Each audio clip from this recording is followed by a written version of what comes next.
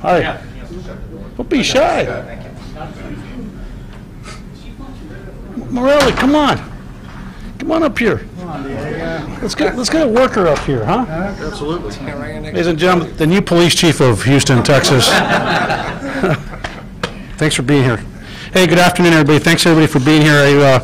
We're here to talk again about our PRO initiative. As you recall, last year we started this initiative, which is really a multi-county, multi-jurisdictional initiative to hold parolees accountable, and most importantly, to make our community safer. We believe as a result of these efforts, these combined efforts of everybody you see here from our partners at TDCJ. I've got Director Kimberly Campbell and Deputy Director Irvin Tolliver over here. If you guys can just wave at everybody. Harris County, I got Assistant Chief Tim Navarez. Where do you go? Tell me your name again. Navarre. But I said, hey, if I can be Avecchio, he can be Navarez. Chief Navarre and Lieutenant Mauro Alvarado from Harris County Constable's Office, Precinct 3. We've got Lieutenant Hoover, Chief Deputy Kirk Bonsall Jr., and Captain Isaac Villarreal. Thank you for being here. Did you guys wave? From Waller County, we've got Sergeant Amber Madden, who you'll hear from in a little bit, and you'll also hear from Harris County. From Montgomery County, we have Captain Damon Hall. I saw Damon. Where did he go? He's being shy back there. No, he's not shy. Okay. And from Liberty County, we have Captain Billy Knox. And so last year, we did announce this initiative. I'm proud to say that we've recently completed our second multi-agency initiative that ran from February 11th to February 24th of this year. Last roundup was in November of 2018, and this is roundup of parolees. These are wanted, are people that have been in state prison, that are on parole, and they have rules they have to abide by, right? Agreements they have to abide by, and these are individuals that did not abide by those rules and those agreements, and as a result of the collective efforts of the agencies you see here and others, we're holding them accountable here in the greater Houston area. Our first initiative was in November of 2018. As you recall, at that time we had a total of 164 parolees were picked up. 86 from Houston PD, with 7 targeted, and the rest from our partner agencies. I'm proud to say that what you're seeing that should be scrolling, where'd you put it, John? Right over here. He's going to scroll it. Will be the faces of 79 parole, I guess you could call them absconders, that are not doing what they're supposed to be doing. 79 of them here by HPD, Houston PD. I want to thank you all for your work. Thank you, sir. Yeah, you're just really proud of you and your team. And out of 79, they had 14 of those 79 were actually targeted violators that are extremely dangerous and problematic when they're out and about. This time around, between February, again, 11th and February 24th, we have arrested a total of 156. That's over 300 parolees that put forward the efforts. The combined efforts of the agencies that I mentioned here today would not be held accountable, and I really believe that as a result of the continued efforts of the leaders of these organizations and the men and women you see behind me here and around me, we're making our city safer. HPD in this roundup arrested 79, including 14 targeted. Harris County Sheriff's arrested 8. Precinct 4 here in Harris County arrested 10. Precinct 3, who I really want to call out and commend, arrested 31, but they're going to talk about some of the special work they did that really helped out. Galveston County Sheriff's 10, Harris County Precinct 8, 2, Chambers County Sheriff's Office did it last time, and we didn't get their numbers back in time, and I don't have them with me, but I know they're still participating. Waller County Sheriff's 3, Montgomery County Sheriff's 6, and Liberty County Sheriff's 7. And this isn't about numbers. It's not a numbers game. This is about commitment. And we are proud of the fact that our partners, along with our friends at TDCJ, are committed to holding parolees, parole offenders accountable. I want to thank TDCJ for continuing to work with us and actually for doing a great job of sending information on the worst of the worst on a 24-hour basis to our 24/7 real-time crime center at the Houston Police Department. Now I can tell you, as a result of that partnership, as a result of the commitment of TDCJ to get us information in a timely manner, not only do we get it, we will pass it on to our partners if they can't get a hold of our partners, and we start looking at these and looking for these bad actors right away when we know they're out there and they've absconded. So I want to, again, commend everyone involved and tell the community, as a result of this unified, sustained commitment in this region, we have 156 parole violators, and let's face it, we know that many times when people violate the terms and conditions of parole, it's not because they found a job and found the Lord and that they cleaned their lives. We know that many times it's because they're back into that pattern of behavior that got them in prison in the first place. And quite frankly, I'm proud of the fact that we're telling these people that they have two choices. They can abide by the rules of engagement that they agreed to when they were paroled, or they can be certain that in our region we're going to come looking for them, especially the worst of the worst, and bring them to justice and hopefully get them off the streets and hold them accountable before somebody gets hurt. And so with that, again, I want to say thank you to everybody here.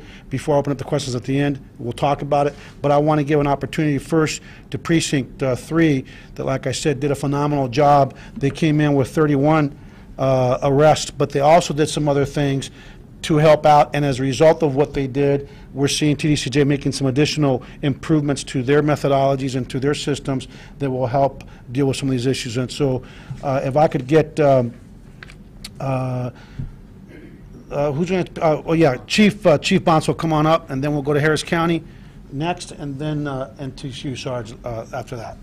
Thanks, Mike's at the right height. Appreciate it. Kirk Bonsall with Precinct 3 Constable's Office. Constable Sherman Eagleton is the Precinct 3 Constable on the east side, and when we joined in this initiative with HPD, the last time we looked at how many parolees were wanted in the east side of Harris County. And there was over 600, approximately 600 active warrants just on the east side in Precinct 3 addresses.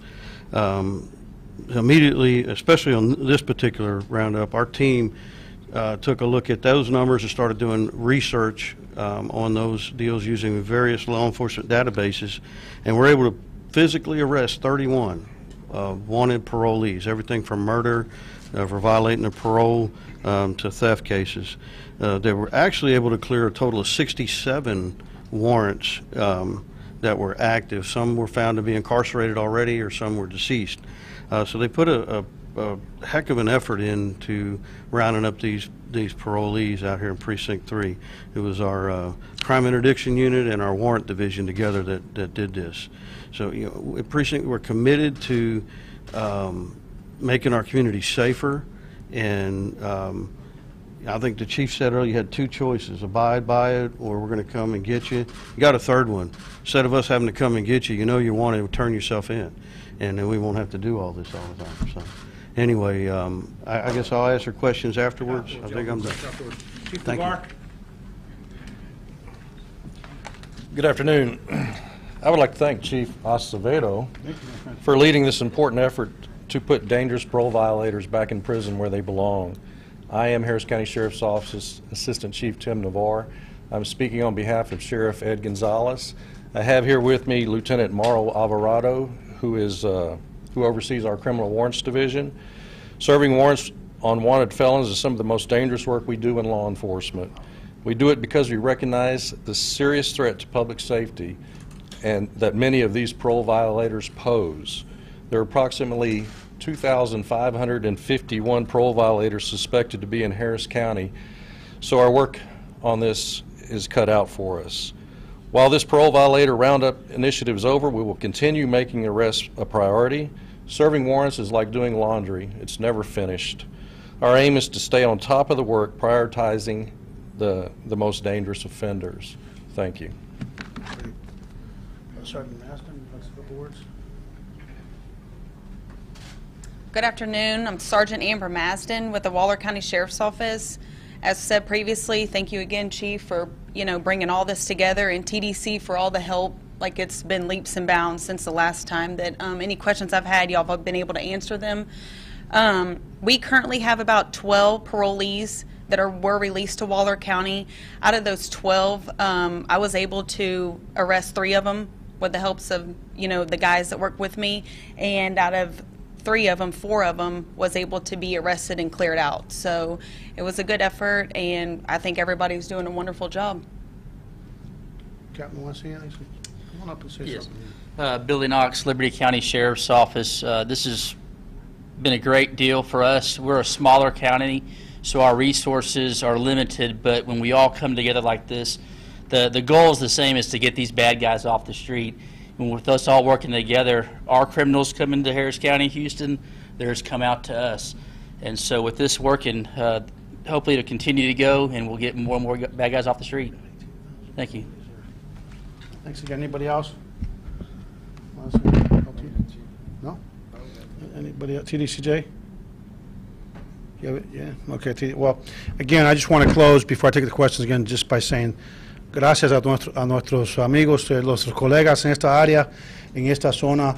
El año pasado decimos que no íbamos a permitir que las personas que están, los prisioneros que sueltan abajo la supervisión del Departamento de corrections aquí, correcciones de las cárceles, que tienen que tomar en cuenta todo lo que ellos dijeron que iban a hacer, y si no obedecen sus obligaciones, si no completan sus obligaciones y hay orden de arresto, lo vamos a dar cuenta. Y el año pasado prometí que todas estas agencias iban a trabajar juntos para estar seguro que estas personas, que muchos son violentos, tienen historia de ser violentos, que tenían que saber que si no están haciendo lo que deben estar haciendo, que lo íbamos a llamar a la cuenta. Y estoy orgulloso que en febrero de este febrero, por 2 semanas que ocurrieron, este departamento, nosotros, el Departamento Policíaco de Houston, arrestamos a 79 sospechosos, 14 que eran bien peligrosos, bastante bien peligrosos, y todos nuestros colegas en total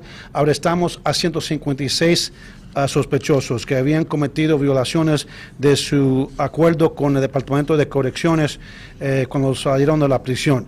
Esta iniciativa va a seguir, vamos a seguir llevando a esas personas a cuenta, vamos a seguir llevando a la justicia, y yo estoy con mucha confianza, puedo decir que nuestra comunidad está más segura hoy por nuestros esfuerzos. Entre noviembre, cuando hicimos la primera junta, ¿cómo se dice? Redada, ¿no? Redada de estas personas, que entramos con 164 arrestos, y esta vez son 156 arrestos. Así que son más de 300 criminales que no están prestando atención a su acuerdo con el Departamento de Correcciones de las prisiones estatal, y tienen que saber que en esta región lo vamos a llevar a la cuenta. So with that, we'll just open it up to any questions. Again, to all of our partners from all the different agencies, thanks for your leadership, for your commitment, and thank you, TDCJ, for working with all of our agencies to make this process more seamless, and most importantly, to get us the information we need to go after the worst of the worst, and that's what we're doing here today. So with that, we'll open up to questions. Chief, the 14 targeted that are held accountable from the last month's arrest. What do you mean by targeted, and what types of crimes? Do you want to talk? I'll have my lieutenant tell you all about it. Yeah, the targeted ones, we Give started, your name first, Lieutenant. Lieutenant Scott Stewart. We set up with TDC. We used to get these alerts for the ankle monitor, the high, the violent ones, or a high priority. And what we've done is it's immediately sent to our command center, and then from the command center they send it out. It's 24/7 to our patrol, our crime suppression teams, and they act upon it, follow up on these warrants immediately. Those are the ones we're saying are targeted. Our warrant squad, between our warrant squad and the crime suppression teams, they're the ones that went specifically to an address and were able to apprehend the parole violator. What types of crimes are we talking about? Sergeant Meyer? Well, example. Come on up here and say hi. Come on, sir. Don't be shy. You're undercover. Oh. It just like, These are the quiet heroes that do all the great work here at the Houston Police I don't Department. know Come on, about that, Sergeant. but it varies between, I mean, these parole violators could be released for anything from murder to, they're all felonies, anything down to an aggravated theft. It varies. It just, they're all different types of crimes, and that's basically what we do. Just usually it's a sexual assault or sexual assault, violent. For some reason, on their parole, it's stipulated, mostly for the ankle monitoring. It's just that's most of it is, violent or sexual assault nature of their parole. Got it? Thank you. Can you talk about how some of these people violated parole? Was it mostly through getting around ankle monitors? It's not making their meetings, it's not going in and doing their drug testing if that's required. It's just a variety of issues. But our number one priority, really, the ones that are on the ankle monitors tend to be the ones that are more violent and pose the greatest threat, and that's why when they cut their ankle monitors or when they lose contact with the ankle monitors, we're being notified 24/7, and those are the ones that really right away we start sending out our different teams to go find these people. Remember what happened to that last summer? We had one guy that cut his ankle monitor, and within a day or two out in the Harris County area, he murdered his mother. Then we had another gentleman that cut his ankle monitor like on a Thursday, and on Friday he started a murder spree that ended up with the deaths of 3 people in one weekend and the aggravated assault shooting of a Metro bus driver that thankfully he survived. And I think that one was up at Greens Point at that time. And we decided as a region to come together and say enough is enough. We worked together with TDCJ with protocols to come after these really bad actors because that was our experience. So it's a real, I think it just sends a message that there are consequences. Some people worry about and I think we all do to an extent, the traffic violator roundup, but well, we're going after people that are felony suspects that are hurting people and really committing more serious crimes. And what we're hoping to do is save lives and reduce risk. That's usually what will happen if they don't have any excuse or justification for not complying with the requirements of the parole. They end up going back to prison. With this first initiative, are you going to continue? This is our second initiative. I'm sorry, excuse me. Yes, we are. We're doing them on a quarterly basis, right? And to keep in mind that every unit, every team here, every department does work these outside of the initiative period, but for those 2 weeks every quarter, we add additional resources, those of us that we can. I think everybody tries to add additional resources, so we have we bring up our game to a higher level during those 2 weeks. So 8 weeks out of the year, right? We end up really putting putting their feet to the fire. 2 weeks is 156 enough, you said? No, it's never enough. But it's 156 that arguably you would not have had but for the efforts. Think about what we've got going on. Now, this morning, homicides are down 4% year to date here in the city of Houston, something that we try to keep an eye on. Violent crime has gone down 3 years in a row here in the city of Houston.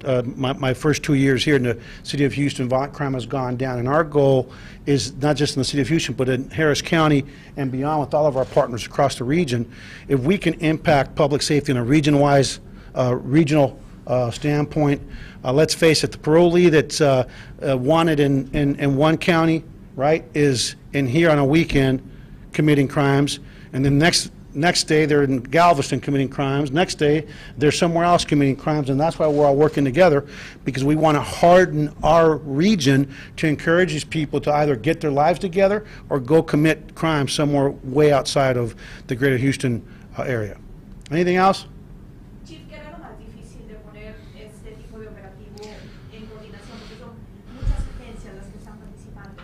Al principio, el año pasado, después de lo que hizo este hombre Rodríguez, que fue y mató a estas 3 personas, usted dijo que desgraciadamente no habían tal vez tenido la manera de prevenir eso porque no había una coordinación grande como la que existe ahora. Sí, porque acuérdese que el departamento de TDCJ, los agentes de parole, de la división de parole, no son policías, no tienen la autorización que tenemos nosotros, así que en este estado no hay nadie al nivel estatal que está buscando a estas personas, así que para nosotros era muy importante coordinar con todos nuestros colegas en esta región para decir que en nuestra región sí van a haber consecuencias para los que están fuera de la prisión, que tienen que estar de acuerdo con el acuerdo que firmó, y si no hacen lo que deben hacer, que lo vamos a llevar a la cuenta. Y para mí es importante que, estoy muy orgulloso que todas esas agencias que ves aquí están trabajando con nosotros para hacer estas comunidades en esta región, asegurarla y para estar mejorando la seguridad pública.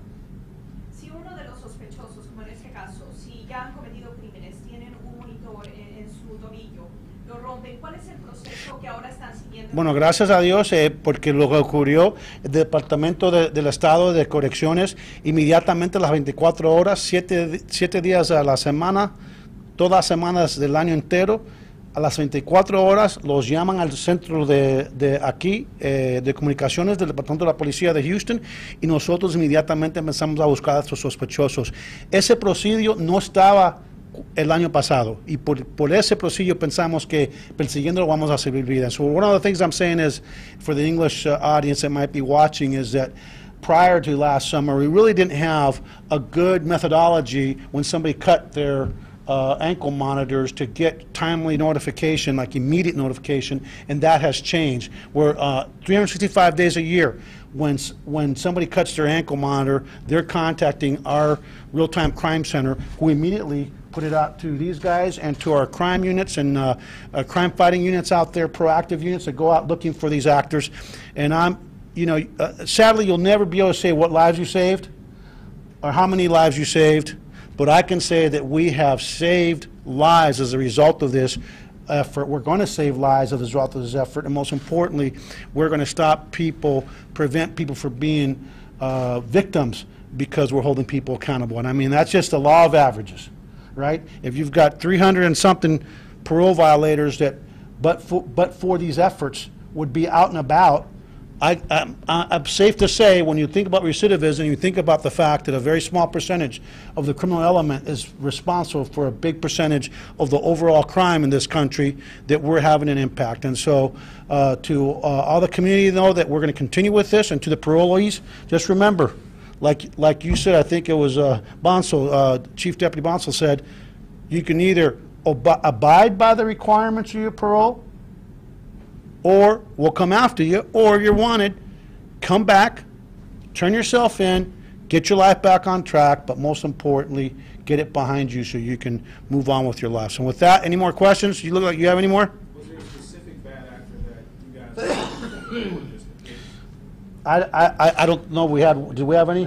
Nothing of note. Nothing of note this time around.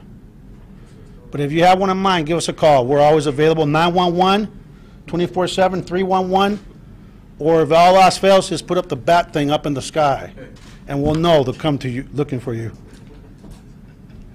Thanks, guys. Thanks for coming out. Appreciate you all. What's the bat signal? Put up the bat signal. Hey, I still like Navarre. Navarre. I said it right this time. Sarge, thanks again. Yes, sir. Thank you. Thanks. Thanks, Sam. Mauro, wait.